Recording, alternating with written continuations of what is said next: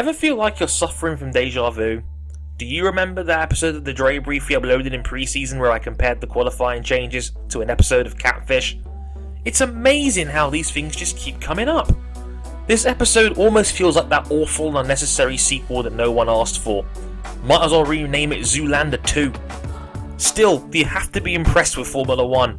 After one of the best Australian Grand Prix of recent memory, with genuine strategical elements, the new boys in Haas shocking the world with a top 6 finish on its debut, a genuinely refreshing new broadcaster in Channel 4 joining the fray, and Mad Max and Fury Road in motorsport form, the sport had to find a wonderful way of killing all its momentum.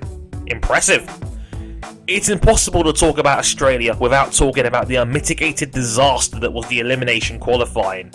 From multiple teams getting caught out, to Force India being smart and taking a P9 with 3 tyres over a mad dash for Q3, and that Q3 being over with 4 minutes to go, it was a complete farce.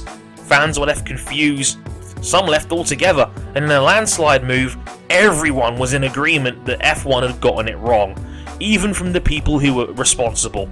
If anything, it was brilliant, yet somewhat tragic that it took something like this to unite Formula 1 so quickly together to react to a problem, and not even a critical one at that. Within 24 hours the new rule was gone, and as we said, we got a genuinely great race afterwards. F1 has this near uncanny ability to entertain in the midst of adversity. Think back to Hungary and Koto's weekends last season.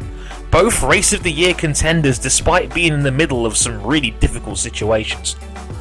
But of course, on March 26th, just 4 days later, in another meeting, Bernie Ecclestone and Jean Todt blocked an immediate reversal back to the 2015 spec rules, and a hybrid system like the one proposed in pre-season didn't get the unanimous support from the strategy group required in order for it to go to the commission. So of course, we're stuck with a qualifying system that everybody hates for at least one more round. So for those who've missed it, here's a timeline for you. February 24th, elimination system is unveiled. February 27th, it gets delayed until Spain over fears that software couldn't be made for it. Despite that, the new system is officially unveiled again on March 6th, and debuts of course on March 19th. It gets dropped a day later on March 20th, and just 6 days later on March 26th, it's announced to be staying. With me so far? That's 5 major changes with this new system in the last 30 days. The fuck? This meeting and decision, or lack of it so to speak, that runs exactly in line with what the Grand Prix Drivers Association said in their latest statement less than 24 hours beforehand, calling the current decision-making process obsolete, calling for Formula 1 to look in the mirror and make changes to how the sport is governed.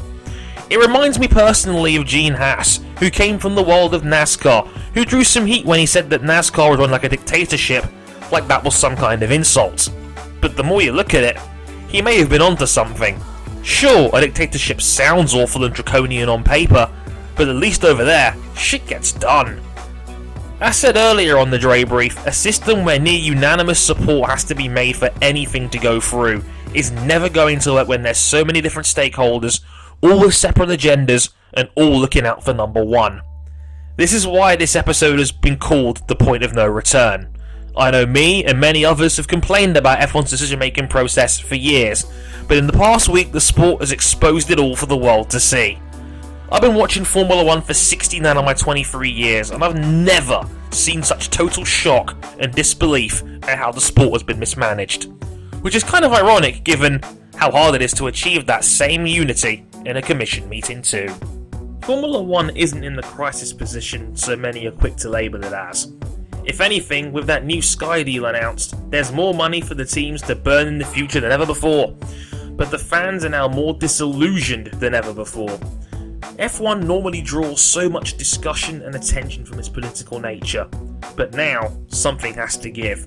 Unfortunately, said government is being run by 25 versions of Frank Underwood. And trust me, you don't want that.